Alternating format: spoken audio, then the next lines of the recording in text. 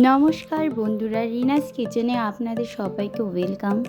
আজকে আবারও চলে এসেছি নিউ একটি রেসিপি নিয়ে। আজ করব এঁচোড় চিংড়ি। চলো তাহলে শুরু করি।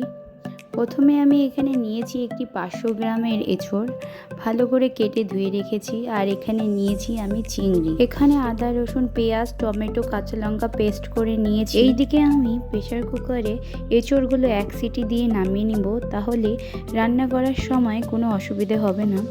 সামান্য জল দিয়ে দিচ্ছি। আর এইদিকে আমি চিংড়ি মাছগুলো লবণ আর হালকা হলুদ দিয়ে মেখে নিচ্ছি।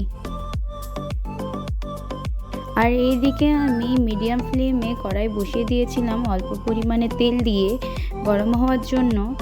কড়াই গরম হয়ে গেছে, এবার চিংড়ি মাছগুলো আমি ছেড়ে দিলাম। আমি একবারই সবগুলো দিয়ে দিয়েছি। এবার ভালো করে ভেজে নেব। চিংড়ি মাছগুলো ভাজা হয়ে গেছে, এবার নামিয়ে নেব। আবারও কড়াই বসিয়ে দিয়েছি মিডিয়াম ফ্লেমে রেখে। এবার তেলটা একটু বেশি পরিমাণেই দেব। তেল গরম হয়ে যাওয়ার পর তার মধ্যে তেজপাতা শুকনো লঙ্কা আর জিরে ফোড়ন দিয়ে দিলাম। দিয়ে যতক্ষণ না শুকনো লঙ্কাগুলো কালো হয়ে আসছে ততক্ষণ ভেজে নিলাম। এবার দিয়ে দিচ্ছি কেটে রাখা আলু। আমি এখানে কিউব কিউব করে আলু কেটেছি, আপনারা চাইলে একটু বড় বড়ও রাখতে পারেন। আলুগুলো একদম লাল লাল করে ভেজে নিতে হবে। আলুগুলো লাল লাল করে ভাজা হয়ে গেছে, এবার এর মধ্যে আদা বাটা টমেটো বাটা রসুন বাটা পেঁয়াজ বাটা কাঁচা লঙ্কা বাটাগুলো দিয়ে দেব।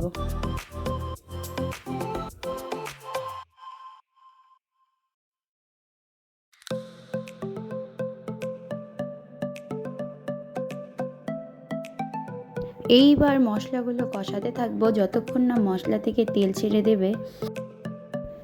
মশলা 2 মিনিট ভালোভাবে কষানোর পর দিয়ে দেবো এর মধ্যে হলুদ গুঁড়ো, শুকনো লঙ্কা গুঁড়ো আর দিয়ে দিচ্ছি পরিমাণ মতো নুন। এবার আবারও সেই মশলাগুলো ভালো করে কষাতে হবে। মশলা কষানোর সময় অবশ্যই মনে রাখতে হবে গ্যাস যেন লো ফ্লেমে থাকে, নয়তো মশলা পুড়ে যাওয়ার চান্স থাকবে, খেতে কিন্তু একদম ভালো হবে না। এইদিকে প্রেসারে একটা সিটি পড়ে গেছে আর এখানে এঁচোড় 50%-এর মতো সেদ্ধ হয়েও গেছে। একটু চেক করে নিলাম। এইদিকে আমি ভালোভাবে মশলা কষিয়ে নিচ্ছি যতক্ষণ না তেল বেরিয়ে আসছে মশলা থেকে। এইবার মশলা থেকে তেল ছেড়ে দিয়েছে, মানে মশলা কষে গেছে। এইবার হাফ সিদ্ধ করে রাখা এঁচোড় কষিয়ে রাখা মশলার মধ্যে দিয়ে দিলাম। দিয়ে ভালো করে আবারও কষিয়ে নেব এঁচোড়ের সাথে।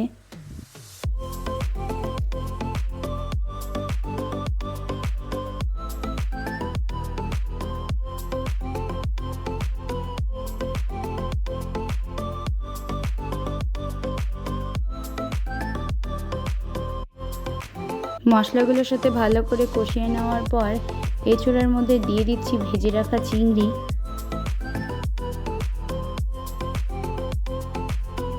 দিয়ে ভালো করে মিশিয়ে নেব।